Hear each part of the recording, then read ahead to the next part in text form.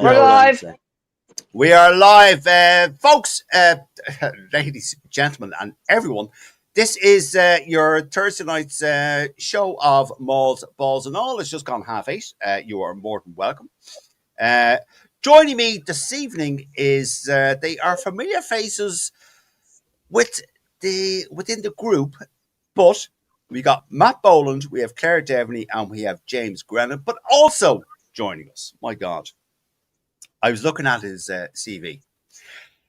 He grew up in Exeter.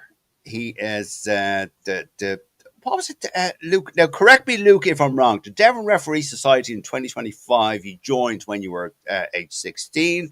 You played rugby for the Exeter Saracens. You captained the Welsh Exiles. You were the youngest referee to be appointed to the RFU panel in 2009.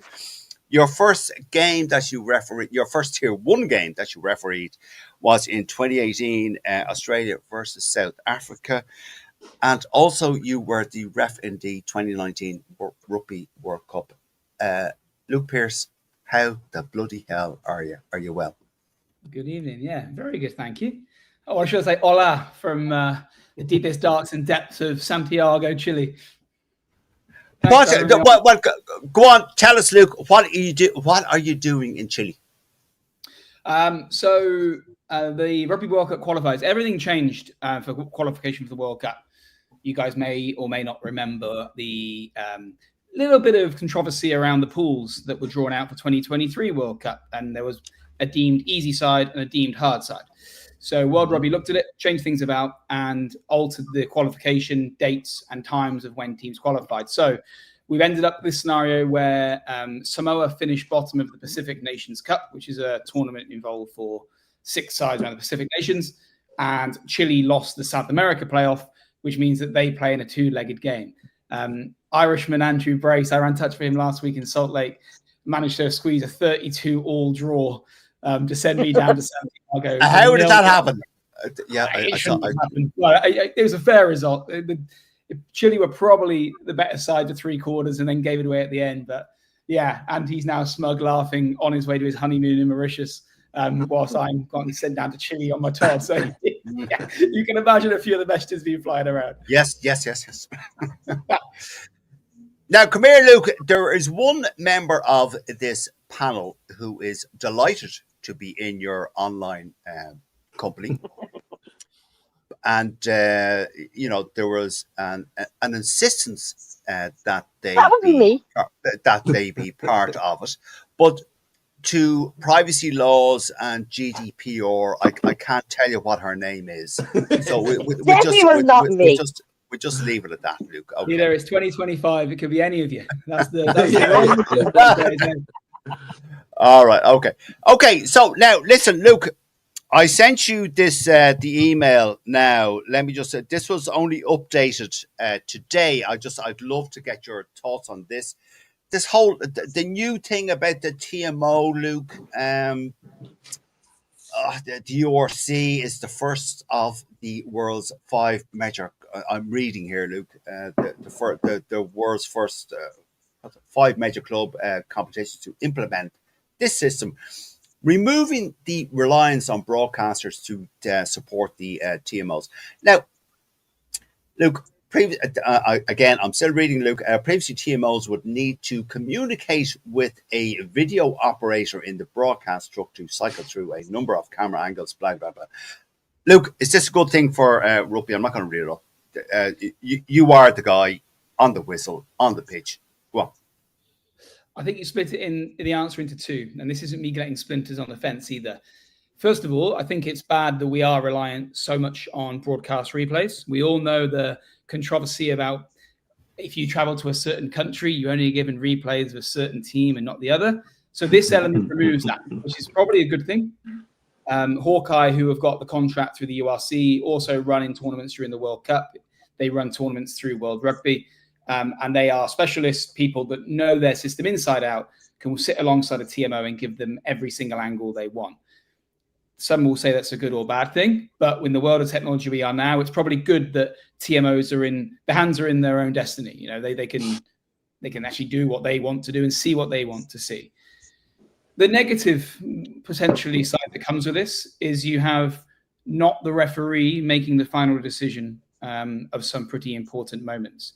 So we in the Premiership, top 14 and the European Cup are actually doing something slightly different simply because we haven't got the resource of Hawkeye. So, for example, the Premiership, top 14, European Cup Championships will be having a TMO. We will look at the screen as a referee, and we will be the ultimate person who decides no foul play, penalty, yellow, red card, and then which color red, 20-minute or permanent.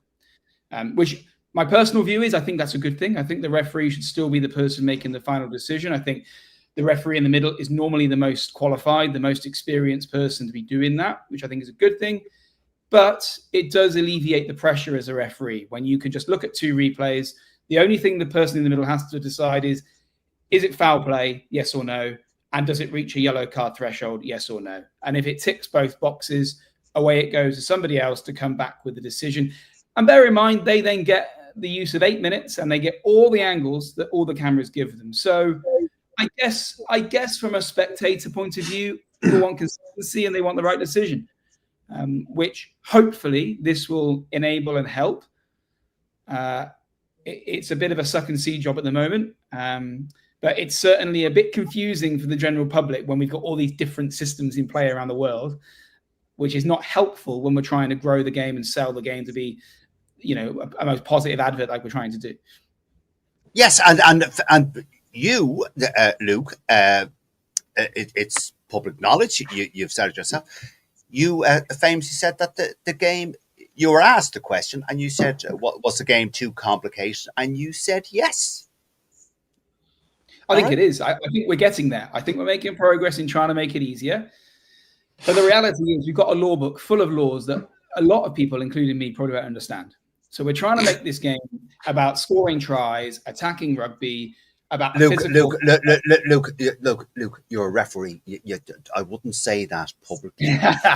Well, that's the reality, and I think we have situations for uncontested scrums which nobody understands. Nobody knows why players are going off, one going on, and then two going off, and all we're trying to get this sport is as sellable as possible and watchable as possible. And I always make the comment that most of my mates back at home in Devon are all football fans. They watch a bit of rugby here and there, and they keep kind of not mocking our sport, but they laugh because our laws and rules change every year. And every January 1st, we have something new come in and something leaves. And I think the more we model and change, it can be detrimental to the sport. It doesn't make it as simple to follow, but you can't blame World Rugby for trying to make it safer, for trying to implement new things to make the game more attractive. So we can't have our cake and eat it in all ways. If we want to grow it, we've got to make tweaks.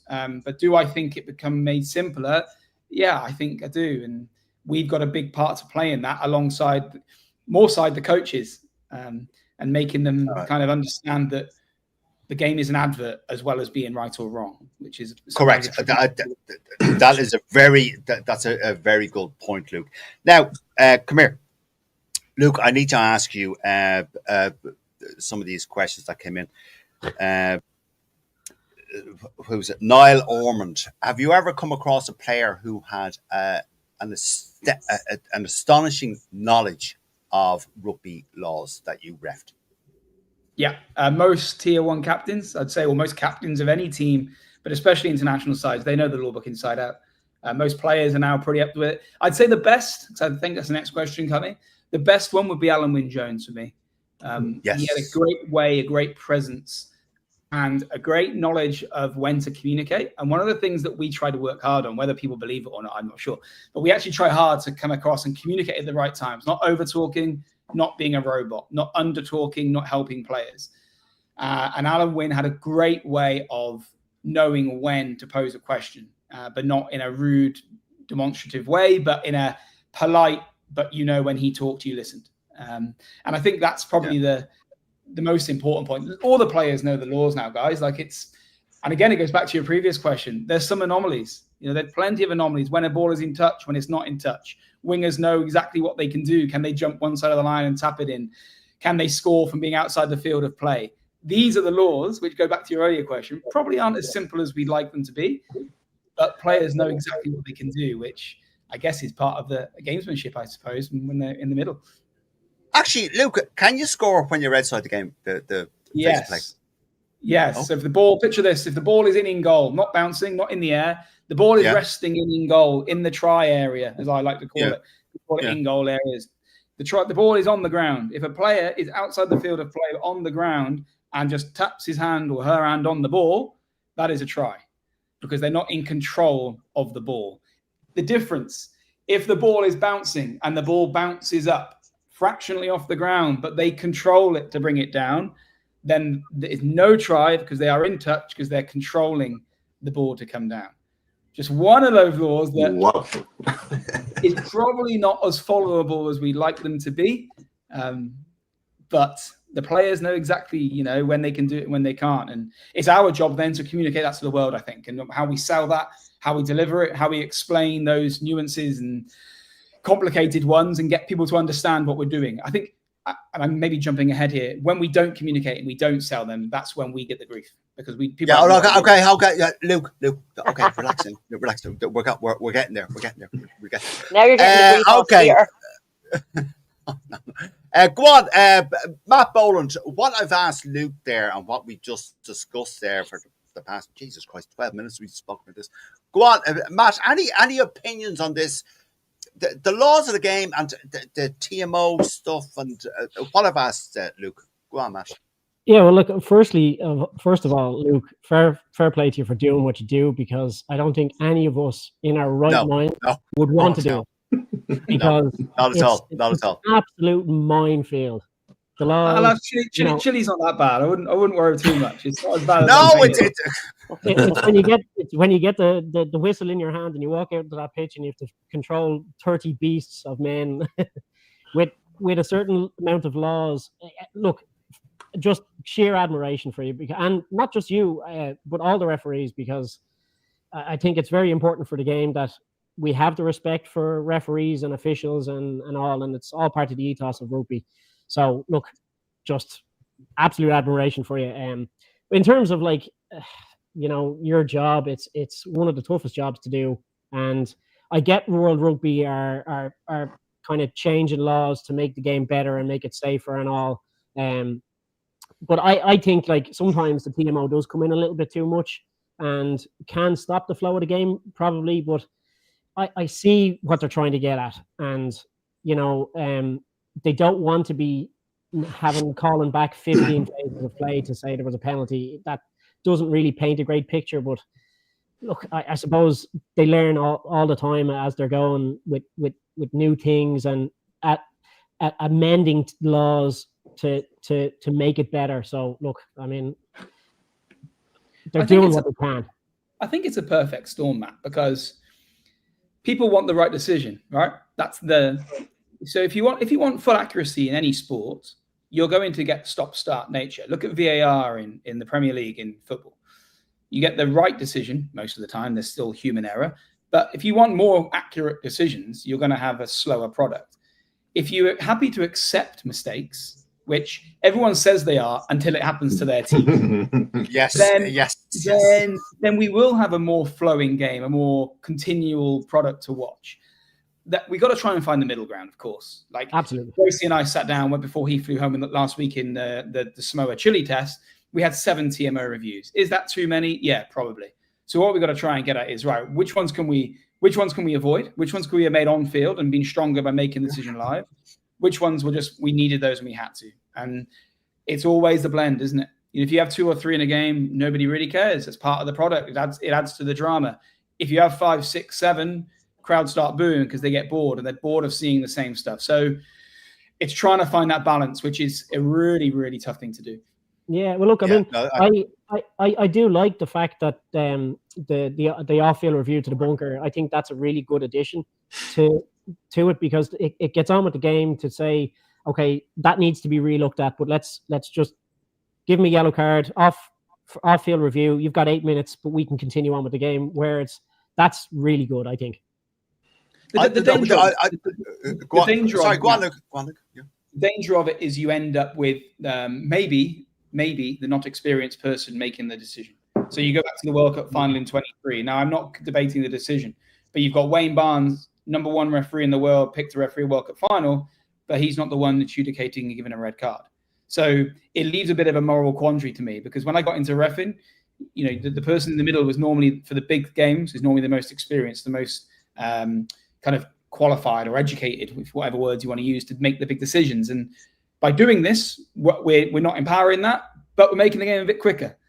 So again, this is kind of, let's be honest, all we want to get to is 2027 World Cup, and things be smooth, games be quick, big decisions are correct, tries are correct, right team wins. So in the build up to that, we're going to have a few kind of ups and downs and a few quirky moments. And it's just accepting those. And as long as we continue to, I don't want to sound like a standard rugby person on these interviews, but as long as we continue to actually improve on it and learn from mistakes and not continue to make them, I think we get somewhere forward. But it's certainly, at the moment, we know the TMO issue is probably the biggest talked about area of the game. It's one of the most. Can I just chime in on something just on the whole TMO thing? I have to admit, I love the drama around a TMO review, especially when you're in the crowd.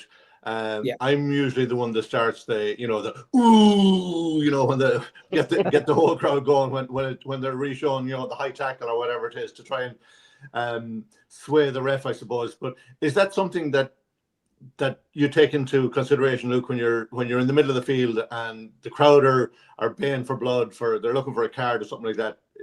Does that tend to sway you in any way, or do you try and just zone in on the actual review there? I think you'd be disingenuous, James, to say it can't impact you. Of course you hear it. You're human. It's natural. But the original question was about the Hawkeye system. What this will alleviate is you'll have your mate in the van knowing that they're looking at the right angles. And when I hear you shout, ooh, if it's not foul play, I know that my mate can make sure it's not continually replayed. So you can't continue to boo and shout what you want. Whereas at the moment, what we have is the broadcaster choosing what to replay, and they want entertainment, and they want to continue showing clips that might be controversial, but they get the crowd into the game. When the crowd are hissing and booing and making loud noises, it sounds a better product. So it's how we, again, I don't want to sound like a broken record, it's how we find the middle ground. We want that. When I watch games in France, it's brilliant, isn't it? You watch games in Clermont and places like that, in Thomond, where the crowd are all over everyone. You don't want to lose that. But we also don't want to force referees down to make a decision when it's probably not the correct one or the fair one, because someone else is controlling the footage. Thomond is a very good example, because you have 50,000 refs in the stand as well. So well, that's true. Claire Devaney, Luke mentioned something that you have a bit of an issue with there. The French directors and the TMO showing we mentioned that. Didn't we mention that last week in All McNamara? Yeah. There is a certain country, and let's be honest, it's France, and we all know it's France. They never have even if they do have the angle, they will never show the angle. So there's been many cases of that. I always remember, Claire, sorry to interrupt you. Nigel Owens, Nigel did a game years ago in France, in Stade de France. It was a playoff between Racing and Wasps when they were playing off the European Cup years ago. And he wanted a certain angle moment. He said, no, I want to see that. Wouldn't come up. In the end, he said, the director's not showing me. I have to get on with it. And it all put all the heat and all the pressure onto the TV. Has it changed? I'd like to say it has. We've all seen those moments where you're right. We just don't get them. It's a horrible position to be in. Anyway, so sorry to butt in. No, fine. You can put in any time. Go on, Claire. Do you want to get in there? Claire, have you finished your point, Claire? Sorry. No, I finished my point. As I said, it was just that we made the observation last week with Noel, and now it's coming up again. So maybe this thing will be a good thing, that you don't have to rely on the host country broadcaster to get the angles that you need or that you want. And let's not bear in mind, it's not just France. Like it's not just France. Luke. I'm going to first remember back in your court, because when Ireland played France in the Aviva 2 years ago, who scored the try in the corner and his foot scraped the whitewash? There were no angles at the time. The try was given. No, at a halftime I, TV then I show can't, I can't remember. I can't remember seeing that happen. I can't It's remember seeing an amazing. angle about. It's Don't know amazing. what you're Yeah. talking about, Luke. Don't know what you're talking about. Anyway, okay, before we move on, just a few Luke, comments of people. that's sorry, Peter. That's referred to in this country as cute tourism. Cute tourism. Yeah, there you go. All When it right. happens in France, it's cheating, right? That's just the difference. Yeah. That's it. That's it, basically, Luke. Yeah, just a few comments from people watching. We have Luke Conway, evening, guys. Gregor Galway, evening, all. Welcome, Luke. Let me see here. No, Danny, I'm not saying that. Perfect company. watching Danny is Danny is one of our colleagues, so no doubt it is a cheeky, crappy comment. No, here's one now, Luke, for you from our colleague Dara Weston. Evening, all. Interested to hear what Luke thinks of the increased social media scrutiny and abuse of referees. Do you think it's putting off young referees coming through? All right, one for you there, Luke. I think no doubt it has done in the past. I take a different spin on things now. I think rugby needs to get into a bit more positive light and stop looking at everything so negatively. If you're on social media, you're open to be, and I'm not ever going to kind of devalue this word abuse. I think it's quite a vast word. But referees are there. We have to have thick skin to certain comments. And I don't think that's a problem. That's part of the nature of refereeing. It's got a line in the sand. We all know that. And I think we would all know where is the line. People are very, very frequently cross it. But if you're on social media, you're open to be commented. You're open to be messaged. There is a choice. You cannot be on social media. Or you can do like a lot of people do and go undercover in different names. So we can't have our cake and eat it in that regard. We can't try and grow profiles and be out there and talking to people, but then not like the bad stuff about it either. I think it's a challenge that we face at the moment, especially if we look at the 23 World Cup. You know, it was well documented that a few guys got heavily criticised on their social media. Yeah. Wayne has written about in his book about his family also, and that's a disgrace and that's terrible. We've got to try and pull it back. So how we get there is interesting, and I always think how we change the tide. So to me, I think engaging in the public, engaging with people, I think will help show our human side and show that we do make mistakes. We'll always be open to messages. That's the nature of the beast. And we're dealing with this product now that we have millions of people watching test matches. They're not all going to be rugby people. They're not all going to be from rugby backgrounds, knowing that respect is a key part of our sport. Does it make it acceptable? No. Does it put people off? Potentially. But I'm trying to also drive the narrative. That's not the norm. It's not the norm to get death threats. It's not the norm to receive messages. Now, I'm saying this in Chile. I'm sure if they lose this weekend, I've got to try and make my way to the airport on Sunday morning to try and get out of here. But it's not the norm. And the norm is... Come here, Luke. Have you ever gotten threats yourself? I've never had the threats that have been documented previously by others. You get nasty messages. But, hey, if someone's wasting their time in writing a message and being insulting, then... I'd like to say it doesn't bother me. It's not very nice when you read them. And, you know, I've got two children. I've never had anything mentioned about them. And I think that would be different because then you get dad defense mode, don't you? That's a bit. Yeah. That's completely different.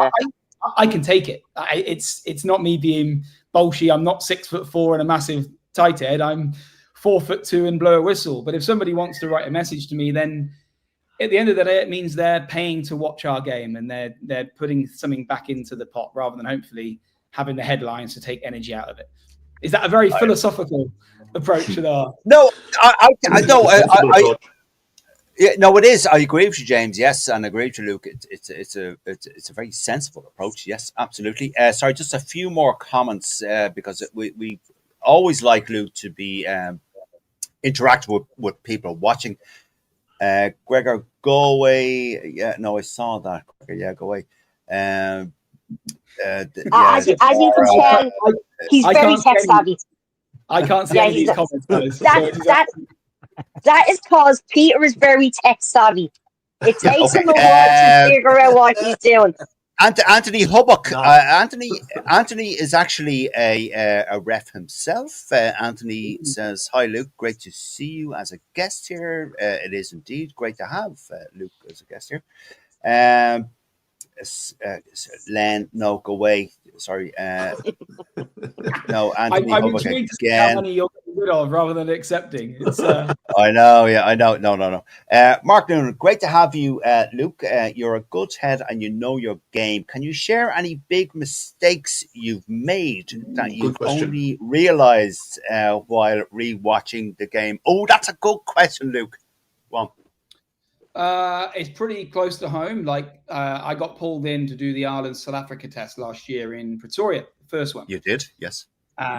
Poor Angus Gardner's wife was pretty poorly at the time, so I went from being in Japan, having a quiet summer, to being thrown into the middle of what at that stage, and probably is there or thereabouts, still the biggest kind of game, isn't it? You got 1 versus 2 or whatever the numbers are these days. And we had a moment with my TMO Ben, who was only trying to save me. He was trying to save my bacon and bring into my attention before an Irish try something that could have been illegal at the ruck, at the breakdown. Now, it was outside of protocol at the time, but he, in his best intentions, and there's no blame on Ben whatsoever, he was just trying to just cover my ass and make sure I got the right decision. But when I did this and I did the TMO signal and I knew it was up on the screen, I looked at my AR, Carl Dixon, and he said, "This is out of protocol, mate." And I know exactly as I was doing it, I was then stuffed. Do I go, okay, I'm going to give the correct technical decision, which should be a legal turnover, but I played through it in the real life? Or if I go play on, South Africa will go crazy because it's clearly illegal. If I give the penalty, Ireland go crazy because it's outside of protocol. And it didn't even take me to rewatch it. We knew in that moment, and I thought, well, I've got to stick with the law here. The law is he can't do that, but I know what's coming. And you can imagine post-game in the changing rooms, it's always a bit of a somber atmosphere when we know the main talking point. You hope there'll be 1 or 2 talking points a game, and that certainly was something that was our kind of main feature for the coming days. Hold on, James Grant. Sorry, James Grant. Bringing in fresh beer for me there, and he service. was asking me why I was texting him to bring me one in. That's great. Oh, I see. Right. Okay. Sorry, Luke. Had you finished your point there? Sorry,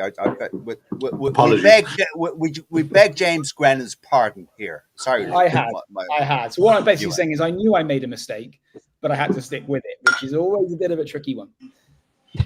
Exactly. Well, come here, Luke. But Luke, would you stick with the mistake if you knew it was? But you wouldn't if you knew it was wrong, though, would you? No, you wouldn't. I don't think in any job, if someone brings to your attention that something's wrong and can't happen, regardless of protocols, I don't think you can avoid and not give it. However, it opens a bit of Pandora's box, because I'm sure the Irish team could then go through every single penalty in the whole game and say, well, you fixed that one. Why didn't you fix this one, this one, this one, this one? Look, any team, Luke, will do that. Of course. They'd all do that. Yeah. Okay. Now, Matt Boland, we'll give Luke a break for a minute to get some water and clear his throat and stuff, because he's we can't have the guests talking all the time. Matt Boland, let me ask you, the 20-minute red card is coming into the URC. We've spoken about the 20-minute red card a lot. Matt, do you still hold your opinion that this is absolutely a ridiculous thing to bring into our game? Yeah, well, look, as you said, we have spoken about this a lot now. Look, yes. I mean, I do get the point of it, but we've always said that, like, if it's for player safety and what's stopping players from going on and maliciously doing something to remove a player from the game, and they're only getting a 20-minute red card and then they're getting put by, or somebody else is coming on in their replacement, it doesn't really favor a team, or it nearly kind of favors a team that get penalized with a 20 red card rather than the team that have been fouled against. But like, a red card should be a red card. It has always been the same. Like, you're off for the match. You don't bring on a replacement. So I don't get that. But maybe Luke can. Yeah, you've actually muted yourself there, Matt. If you want to just bring yourself back on there. No, you're still muted, Matt. Claire Devaney, you were not in favour of the 20-minute red card either. I'm not in favour of the 20-minute red card, but I've just realised the point there that Matt says. if they go and intentionally take someone out, it's a straight red, and they don't get to bring a player back on. Isn't that the way it is? It's not. Yeah, because there's the red card, and Luke could probably tell me if I'm wrong here. There's the 20-minute red card, but then there's the full red card that if it's like high degree of danger, that's it. There's no player coming back on. Now, Claire, that brings a whole new question. Now, hold on. Before we go on to that, Matt, have you turned back on your thing? Yeah, the battery in my microphone died, so it muted me on the laptop. So that's brilliant, Matt. Well done. Okay, brilliant. Okay, yeah. Right. James Grennan. Look again. We're kind of going over old ground here. The 20-minute red card, James Grennan. I've now a few questions now to ask Luke about this, but James Grennan, go on. I'm not at all in favour of it. All right. Okay. I think it reduces the jeopardy for players if they're only going to get a 20 minutes spell off the pitch instead of being off for the full game. Okay, it may. I know maybe Luke can clarify this as well. I think refs are probably reluctant to give a red card in the first. Oh, James gone. All right, okay. He is. He's gone. Hold on. Now, Luke, here's a question now for you. We've all seen Luke's interaction with Joe Marler in his final. Oh, yeah, that was very funny. Asking would he get yellow if he called, he took his top off? Does Luke think Joe was one of the last big characters in the game? There you are, Luke. I think, welcome back, James. Sorry. Yeah, Joe's a great character. I think there's lots of characters in the game. I go back to my earlier point. We've got to make sure we're not becoming everyone sterile and robots. We want to make sure that rugby stays with like characters in the game. So important. And we don't become stereotypical that if every time a player takes his top off or says something with a yellow card, I'm trying to keep rugby. And I think it's really, really important that we all try and buy into that, really. All right, fair enough. Now, to go back to the original question, Luke, the 20-minute red card. I am not, and an awful lot of people are not in favour of it. What would you being top of your game? If you're not the best referee in world rugby at the moment, you're certainly in the top two, and I don't know who's number two. Luke, the 20-minute red card, Luke, is it? What do you think? I think your debate there has summed up exactly what the whole world think of it at the moment. I think we've got to get to a stage where we're not punishing teams or the game for making an accidental error in their height of a tackle. So I think agreed. If we're looking at good things, I think if a player gets something very slowly, quickly wrong, changes an angle, a player changes direction, just is too upright, but they clash heads, we got to give scope to not punish a team too hard. So in that regard, I think it's good. To your question about permanent red cards, yeah, we've now kind of got the middle ground a little bit. We still can issue permanent reds. It's how we then manage those and how we be consistent with those. So how we're going to do it, and this is very quickly, if someone is making a genuine effort to make a tackle, they're just too high, arms are wrapped, smashes someone too high or hits someone too high, that will be deemed as a 20-minute red card. They're trying to do something legal. They're trying to do something, but they just got it wrong. Whereas if a player, a cheap shot is needless. We don't have to talk about that. If someone punches in the face, gouges, stamps on the head, easy, permanent reds, no dramas. Hopefully we don't see too many of those.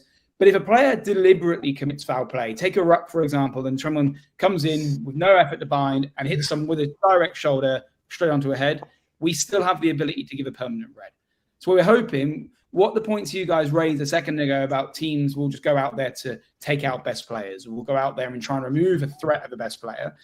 If they do that in an always illegal way or a deliberate way, then they will suffer the consequence of permanent red card, 14 men for the rest of the game.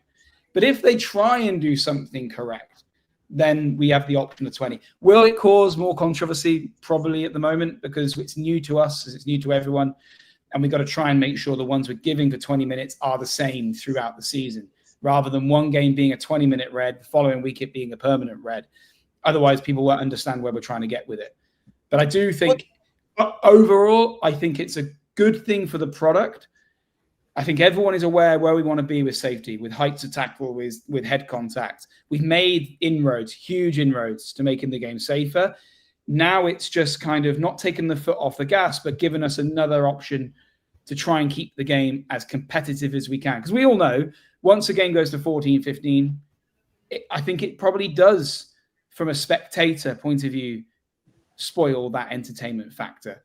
But Luke, when was the last time, Luke, you gave a player a straight red? A straight red. I think I know the answer to that question. Go on, Matt. Go on. Okay, Now, hold on, Luke. Go on, Matt. I could be totally wrong here, but I think it was the Munster game with was it Racing 92? Where it was Stade Francais. And I gave 2 red cards in the same game as the Stade. So you take, and I'm not sure many people will remember it. A Stade player puts your scrum half, Casey, upside down into a WWF move. Yeah. Now he puts him down carefully, but there's nothing technically wrong with that. That's not a tackle just gone wrong. He's decided to pick a player up and upside down with his feet in the air and head to the bottom. So those kind of moments will still be deemed as a deliberate action, and that's just ridiculously dangerous. You're gone. That's a permanent red. Whereas if it's a tackle action, and take the earlier red card in that game where, was it a swinging arm? Wasn't it on Peter Amani? He's trying to do something legal. Did he do something legal? Probably not, but he's trying his best to make a tackle. He's got it wrong. Those are the moments we can keep it at a 20-minute red, because to me, the tackle on Amani, it wasn't a punch. So it wasn't like an act of violence. That was trying to make a tackle to stop him running. He's just collided with his head as well. And I think that's where it would be a good thing. That's where it's a great step in progress.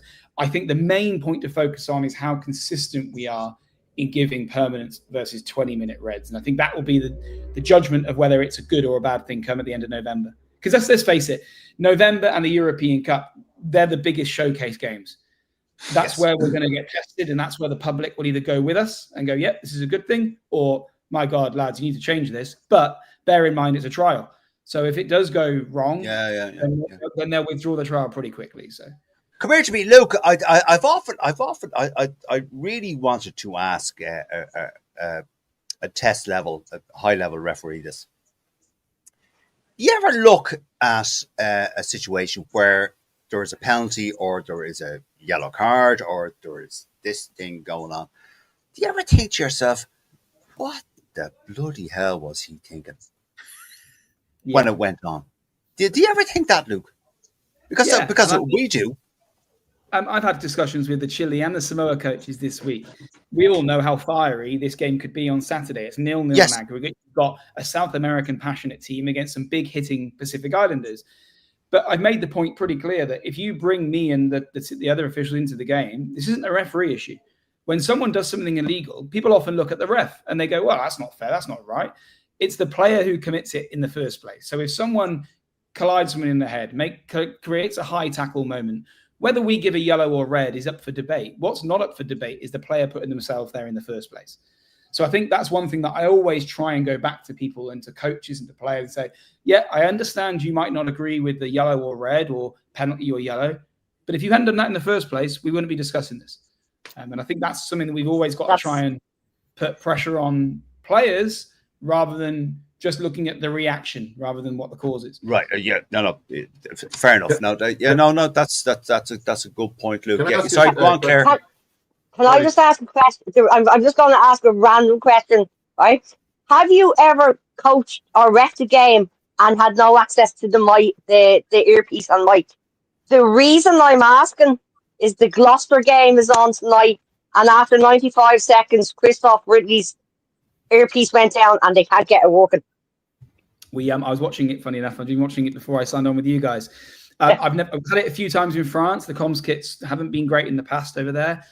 Do you know what? It's actually refreshing. We all started reffing at local clubs on your own with 30 players, and you do the best you can to get the right decision. I actually quite like going back and going, well, guys, I'm trying my best. I'm not going to get everything right. You add in technology, you add in cameras, you add in views from everywhere, and that scope of acceptability for judgment errors reduces. And I got into the sport because I enjoy reffing and I enjoy trying to make my best to give the best outcome for that game. Sometimes it won't work. And I think what we got to get back to is making sure that, and I was delighted to see Christoph carry on reffing, because lots of referees would have said, no, we can't continue here. He went, no, look, tough luck, lads. The game's got to continue. So let's crack on. Yeah, absolutely. Sorry, Claire, go on. Were you? No, that's just a random thing because of games on. Yeah, no, okay. Thanks, Claire. James, you were going to say something. I just had a couple of questions for Luke. So this weekend, you're reffing the Chile versus Samoa game. In terms of the language barrier, how do you manage that, or is there enough players that have English, or do you speak? Was it Spanish they speak there? Excuse my ignorance. Portuguese. Great question. It's an ongoing topic, James, because I don't pretend to speak fluent French, but I try my best and I had lessons, and I can get by living in France with their language. Now, does that make it fair when I referee France v Italy because I don't speak any Italian? No. So the language for rugby is English. So the easy answer is we'll just stick to English. Do I think it's beneficial and brings players with you and takes those kind of high pressure moments by helping a few words of the language? Absolutely. I've got 3 Argentinian teammates that I'm working with this weekend. So I'm trying to get Damian Schneider, who was the ref a few weeks ago in Japan, Wales, with me to teach me a few Spanish words. Now, I'm relatively fortunate. Most of the Samoan guys play in New Zealand or Europe, and most of the senior players for Samoa play in either the Pro D2 in France or in the federal division. So I can try and use a bit of language there, but I think it definitely helps. Is it fair? Sometimes not. But sorry, go on, James. Do you speak to the teams before the games in the dressing rooms to say what you're going to be looking for? How you want them to behave in the scrums? What the tackle height to be? Do you say something like nipples to knees, lads, or something like that? What's your spiel to the players before the game? I think it changes, James, and the levels you're reffing. Professional level, like these, there's no point me saying anything specific to these guys and girls an hour before kickoff. They're going to do what they want to do, regardless of what I say to them in the changing rooms. Where I can be impactful is during the week and the build-up. So you take this scenario for this weekend is the perfect example. You've got the same game back to back. So I can go, and I was involved in the last week's game. I can clip off 2 or 3 things that I didn't like of either side. I can send that to the coaches on a Monday and say, look forward to meeting on Wednesday over a coffee. Here's my views. I'm sure you'll have your views on bits and pieces. But by Thursday morning, the door is then shut. So everyone's had their feedback. Everyone's kind of had their discussions, good, bad, and the ugly, and everyone can focus on doing their game. Doesn't mean I don't reiterate certain points. And around the scrum's a key part. If I've got one thing that I want one player to do, reiteration of messages means some people actually listen a bit more and take it on board. But the shorter and sharper, the longer I'm in a changing room before the game, I think is a bit of a lose-lose for everybody. Teams don't really want us in there. They're trying to focus on their preparation for the game. Questions start flying around. People become confused. So we got a job to do to make sure everyone's safe. Everyone knows what we're doing. But potentially at the professional end, passing messages on right before the game is maybe a step too late. Okay, Luke, I have a question here from one of our viewers. As I said to you, we had a load of questions that were sent in to me. Let me see the orange card. I don't know about the orange card. What's the orange card? 20-minute red, where the referee makes an on-pitch decision, yellow, orange card, or red card. What's the orange card, Luke? Do you know what's that about? It's quite simple. The orange card. So in France, they're going to be using, for a 20-minute red card, they'll be giving an orange card. For a permanent red, it will stick with red. I see, right. Okay. It's just different way of delivering the same decision. But again, first question of this call, are we making it simpler or more confusing? We've got the top 14 giving an orange card for 20 minutes. We've got the URC, the Premiership, and top 14 giving a red and doing this. Wouldn't life be easier just to have one bloody signal, one card, one thing? Yes, absolutely. It can't be that difficult, but for some reason, it is. Oh, God almighty, yes. And you said yourself, and I totally agree with you, Luke, you said the game is too complicated. Could we just simplify parts of it? Because I tell you why, Luke, and everyone, people, know my views on this. If you were sitting in a pub or at home or actually in a game in a stadium watching a game of rugby, and someone who has never watched a game of rugby before said to you, "Why is that a penalty?" You'd actually be, you know, it would be tough for you to explain to them why that was a penalty. Oh, he was offside at the ruck. He came in from the side. Oh, he collapsed the Maul. You know, I agree with you, Luke, when you came out and said that publicly, and I love the fact you said that, because our game is too complicated. I totally agree with you. Absolutely. I like it. Let me see comments here before we move on, because we're rapidly running out of time. Nigel said, did they get the comms from Timu? Budgets are tight, so I think we're looking around to try and save costs. So wouldn't surprise me. Someone, let me just see before. Sorry, 1 sec now. Just there's a load of comments here. The bloody French always have to be different. That's from our colleague Len. I'm not okay. Anthony Hubbock, who is, as I mentioned, he's a member. He's also a referee himself. Here's a question: at international level, do you still hear collisions and think, "Thank God that's not me"? Luke, I'll leave that with you before we move on. I go back to the Samoans last week and the Chile guys. They were hitting 10 bells at each other. You got to take your hat off. And I think one thing everyone loves about rugby is the physicality. Is the physical nature of the sport. Yes. And I think we could be accused over recent times of perhaps trying to reduce that. But again, the last 18 months have been great, because I think the sport has recognized one of the huge benefits is the physicality. We just got to try and make that physicality as safe as possible. And I think people can follow that. They go, yep, we love people smashing each other. It just can't be in the head, and it can't be face to face. It's got to be bent at the hips, hitting people through the hips and through the sternum. You know, that's what we want to see. Nipples to knees. Nipples. Totally agree. I'll remember that comment on Saturday at 4:30 when I'm trying to stop people taking each other out. Yeah, I totally agree. And James Grennan. I want to, before, no, again, we'll give Luke's vocal cords a rest. James Grennan, Bikegate, go for it. Disgrace shouldn't have happened. All that. Yes, the France Ireland quarterfinal. Go on. Mange 2, Rodney. Yeah. They fonts, they fume. Look at. It didn't get picked up on the day. I don't know why. The angles were shown.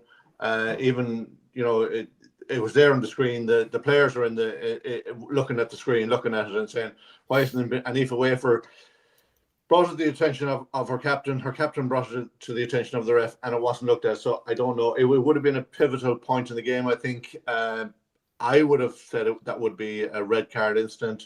The game was still in the balance. Actually, the game was in the balance right up to the 78th minute. But I think we could have had a different outcome there. I just don't understand it. And okay, we are partisan here. It was Ireland, but I think even anyone neutral would look at that and say, how is that not looked at? All right. Okay. Matt, I know your opinion, but give us a brief synopsis of what you thought about that. Look, obviously it was foul play, you know, and it's one of the higher end of things, and it was dealt with after. But I suppose you would kind of think, and this only kind of just popped into my head there 2 seconds ago when James was talking. Do you remember the incident when Rory Best was talking to a ref, and I can't remember what referee it was, but he said the ref had said something. He had said something to the ref. The ref said something back to me, and he replied to the ref saying, "I've got a duty of welfare to my players," and then it was looked at. So was it a case where the right language wasn't used from the Ireland captain to the ref at the time? And you know, if Luke was in that position, how would he have dealt with it? Whether if a player had come to him and said, "Look, I've been bitten. What what goes on then. Well, hold on. Hold on. Now, I believe Luke was at that game, but we will ask Luke in 1 second now. Claire Devaney, I know you're. Go on. Just give us a repeat of what you think. It was missed, and it shouldn't have been missed. And as terrible as it sounds, sometimes they do miss stuff in rugby. All right. Okay. Yeah. Very diplomatic. Okay. Very diplomatic, yes. Okay, drum roll. Luke. Go on. Now, really, I think I can tell you the process that we have in place. Did the process work, or did it fall through the cracks? Probably. Process is quite simple. If a player comes to us saying that a serious act of foul play has happened, eye gouge, bite, grabbing areas they shouldn't grab, we are bound to go, okay, stop. Where do you think that happened? It happened over there. Okay, TMO. This player is saying that he or she has been bitten, trodden on, whatever the serious allegation is, and then it's down to the footage to show conclusive evidence. I can't really comment on this one because I wasn't involved in the Women's World Cup. Do I think it should have been a red card? Yes, of course. You can't deny that. That's no point doing that. But did they follow the process? I don't know because I wasn't internally involved. I go back to I refereed Sharks versus Bordeaux 2 years ago down in South Africa, and the Sharks scrum half, the Bordeaux scrum half told me that he'd been gouged in the eyes. So we were obliged to stop the game and look at the footage. The footage was inconclusive. It didn't show any hand. He may have been. That player was then cited after the game, and it goes to an off-field judicial hearing. So we do have kind of strategies and policies in place to try and get these. But as Claire rightly said, sometimes things fall through the cracks. That's the sad state of it. Like, we want to see these actions? God, no. They're horrific, aren't they? It's awful. We're giving red cards for slightly getting things wrong, but then we're not seeing things like that arm in the mouth. But I think. Well, come here to me, Luke. Sorry, Luke. To go all the way back, rewind. That the new thing that the URC and Hawkeye have announced, is this going to solve anything, or is it going to be status quo with referees like yourself at the top of their game? Is this going to help? I think it will help because we're in control of our own destiny. We can control the angles that we want to see. So in that will aid getting things like terrible acts of foul play, biting and stuff like that. That will make our life easier. Will it make the game a bit more stop-start? Because if I'm the director and I'm controlling what replays the public is seeing, I don't want someone else commenting and saying, well, you're going to see something on this camera 4, and thinking, God, where's that happening? So it might make the viewing context a little bit odd, because we might be watching the TV going, well, what on earth are they looking at? We've got no idea. Whereas when the broadcast drive the replays, at least you and I know when we're sat at home and go, oh, yeah, that's what we're seeing, because that's what they're watching and that's what we're watching. The danger of using a different system is that won't happen. So we got to accept, again, driving own replays versus making it followable and easy to understand, which hopefully we'll get there as the course of the season progresses. And I'm not in the URC, so I haven't got to worry about it. I'm just still off the broadcast. All right, okay. We would love you to be in the URC. Anyway, okay. A great Ulster man, David Topping. How difficult, I presume this is directed at you, Luke. It's not for, we can't answer it. How difficult is it to make that judgment of mitigation in a 50-50 situation, Luke? Ooh, good question. That's a great question. That is a great question, David Topping. It comes down to interpretation of what you think that player is trying to do. Use that question with a contest in the air. Someone kicks the ball in the air and you've got two players going up to get it. It's often controversial. Do you think that player is legitimately going for the ball, or do you think he's actually got it, is the timing wrong, and he's yanked an arm and he's got something wrong? That's where you use your rugby knowledge and rugby sense on a clear out at a ruck. Have they tried to clear someone out and accidentally brushed ahead, or do you think no, they've actually gone and whacked him in the head and live a cheap shot? And that's where we have to come kind of understanding the game and what players are trying to do. And this isn't a corporate answer. We do loads of work with players, coaches, trying to up our knowledge around what players are trying to do without being robots and black and white saying, no, someone's A has hit B in the head, so there's no mitigation. No. Let's see what he's trying to do. Is he or she trying to do something good? Yeah, okay, we can work with that. Are they trying to do something just ridiculous? No. Our hands are tied, no mitigation allowed. And something we're trying to drill into teams is give us an out. Give the referees an out. Even if you get something wrong, make it look as if you're doing something legal. At least it gives us more rope to play with. Sorry, Luke. Do the referees go to the hearings if there's a sighting? We can be called. We can be called as evidence. I'm not one for courtrooms and the way things should follow. I'm used to all these processes, but all we do is we write our report. The joy of working in professional sport is every angle is given to the hearing anyway. So our view is probably counteracted that by the footage and the evidence given. As you'd have seen with the French girl who got the long ban for the bite, wasn't acted on the field of play, but was dealt with post-match. And hopefully we don't get too many of those scenarios, because that's where we lose a little bit of credibility perhaps in the system. I don't know. I just asked Luke because I know it's kind of something that people watching this would be interested to know. You'd be amazed at the amount of experts and law gurus that come into hearings to try and get players off. If a referee has said a statement that isn't factually correct, then we have barristers who are involved in rugby who will tear our statement to shreds. That's just the way that the way that law works, I guess. Do I think it's right? No. But it just makes sure that whenever we write a statement, we've got to be watertight in what we do and what we say, and make sure that. Well, one of our previous guests did actually say that, didn't it? Victor Costello. Victor Costello said that before. Yes. Yeah. Because I remember we're going like that, so I'm going, oh. Yes, Victor Costello. Okay, another great Ulster man, Nigel Quigley. Hi, Nigel. It won't matter how many fans, Peter, they blame the ref for a loss a lot of the time. End of. Nigel, I suspect you are correct.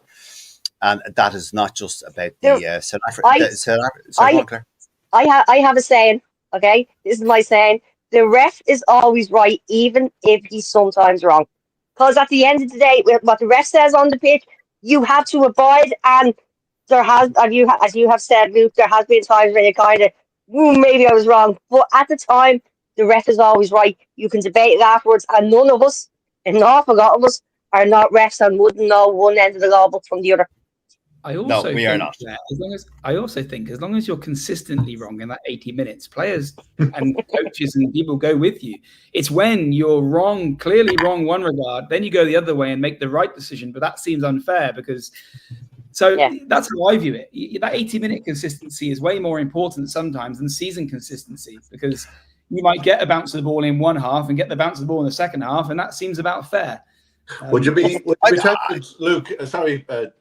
Peter. Would you be tempted, Luke, if you made a mistake in a game, you'd be looking for an opportunity to balance the books, maybe for a team? No, because if you do that, you end up in a can of worms.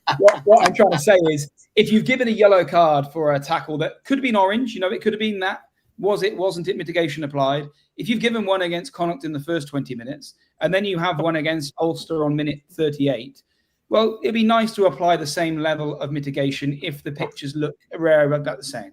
If Leinster commit a penalty on the 5-metre line and get a yellow card for it, and then Munster do the same on their 5-metre line and they get the same for it, people follow it. People don't think it's unfair. Where we get the criticism is when we don't balance the book. Yeah. And I think it's not finding things. It's not trying to create equity. It's treating equity when you can. And I think that's being equitable when you can. I think that's where we get credit and where we get criticism if we don't. That's why you're one of the top refs in the world, in the top number 2, and we don't know who number 2 is.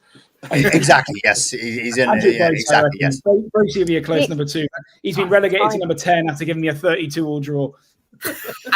Go on. Okay. Sorry, Claire. Go on. You were going to say something there, Claire? I'm just time. I'm not sure if you're aware of the time. I am well aware of the time, Claire. Thank you very much. Okay. So we are at the 1 hour mark. What we do is, Luke, we end on the games coming up. There's loads of games, but I've just picked 5, 6 of them. We just do win, lose, or draw. Now, Luke, seeing as you are our guest, I'm going to leave you till last. I'm going to fly through them. Matt Boland, I'll come to you first. Stormers playing Leinster. Who's winning, who's losing, who's drawn? Well, look, that's going to be a very tough game because it's Yeah, I'd say Stormers are going to take that one. Grand job. Harlequins in the Premiership. Harlequins are playing Bath. I think that's going to be a great game. Should be a good game. Oh, I'm going to go Bath. Ooh, okay. Ulster versus Dragons, Matt. Ulster. Okay, and in the Rugby Championship, we have, of course, New Zealand are playing Australia. Oh my God. Let's go one. Oh, New Zealand. Okay, yeah, New Zealand. Okay, all right. The Women's Rugby World Cup final is on. We have Canada, of course, are playing England. Who's winning that? That's going to be an absolute belter of a game. I think. Yes, I'm so looking forward to it. I've said England before, and I'm going to stick with them. I think the Red Roses are going to do it. Okay, and the last one, Matt, before I go on to you, Claire. The other game in the Rugby Championship is South Africa are taking on Argentina. I really can't see Argentina winning that one. All right. Okay, thanks, Matt. Claire, same to you. Stormers versus Leinster. Stormers. Yeah, I tend to agree with you. Harlequins are playing Bath. Bat. Yeah. Ulster are playing the Dragons. Ulster. Ooh, okay. Rugby Championship, Claire, New Zealand playing Australia. Australia. Okay. The Women's Rugby World Cup final, Canada versus England. Canada. I tend to agree. I think it's their year, yeah. Okay, and the other game in the Rugby Championship, South Africa are playing Argentina. Claire. I think South Africa will do that. Okay, James Grennan, same questions to you. Stormers are playing Leinster. It's a B team gone down, I think, so it's Stormers. I think are going to win that at home. Okay, Harlequins are playing Bath. I fancy Quins for that one. Okay, I tend to agree. Ulster are playing Dragons, James. I would hope the home team, Ulster, would win that one, our team. Okay, the Rugby Championship, New Zealand taking on Australia. Draw. A draw, okay. On the fence. Jesus, okay. It was a draw last week. The Women's Rugby World Cup final, James, Canada versus England. All along, I would have said England all along, but when I saw Canada v New Zealand, I have to say Canada. I think they are just going to have too much for England. I think it's going to be a cracker game, maybe 3 points in it, but I think I'm going to edge Canada for that one. All right, it'd be interesting to hear what Luke says about that. Okay, and the final one, James, the final Rugby Championship game, South Africa are playing Argentina. Who's winning that? Argentina are a bit of a banana skin for South Africa. I'm just going to go with Argentina for the hell of it. Go on, James. Okay, Luke, you are the last voice on the show. Let me just run through the exact same. I'm going to save you a little bit of time, Peter. For my neutrality, I'm going to say that the only game I can probably comment on is the Women's World Cup final. Go on. All the others will either be a draw or the refs will be fantastic. For the Women's World Cup final, I'd say the investment and the program that England have is huge. Like, they put a lot of resource into it, and rightly so. I think James has hit the nail on the head. You watch that Canada-New Zealand game, and it's quality rugby. And more importantly, we've got 82,000 people at Women's World Cup final, which, especially when you've got two daughters and they're watching a sport that is just exploding, is so positive. And I guess that's the point I want to finish on, is the rugby needs positivity back. We're getting there slowly but surely, and the last 6 weeks have been fantastic. So hopefully that goes back into the men's game, and we continue that kind of rate of knots in the growth, and everyone's saying good things about the sport rather than bad things. Brilliant, Luke. That is a very apt. Yes, I would applaud that. Very well said, Luke. Okay, that is all we have time for. We're gone over time. As usual. Now, as usual, my thanks are to my colleagues, Matt Boland, Claire Devaney, James Grennan, and to all of you watching and all your comments that you've posted and your opinions, etc. Thank you. Also, our absolute combined Thank you so much, Luke. gratitude, and thank you so much, Luke. You're an absolute gent. Thank you for taking the time out of your day, your schedule, for joining us on our podcast. It's been great. Luke, thank you very much. No Good. worries, Good- guys. Lovely to see you, Luke. Good luck on Saturday. Good luck on Best Saturday. luck. And I'll see you for a Thanks. Guinness in Ireland at some point soon. Thanks, You guys. Oh, will lovely. indeed. Take care. Thanks. Bye. Thanks. Yeah, bye bye.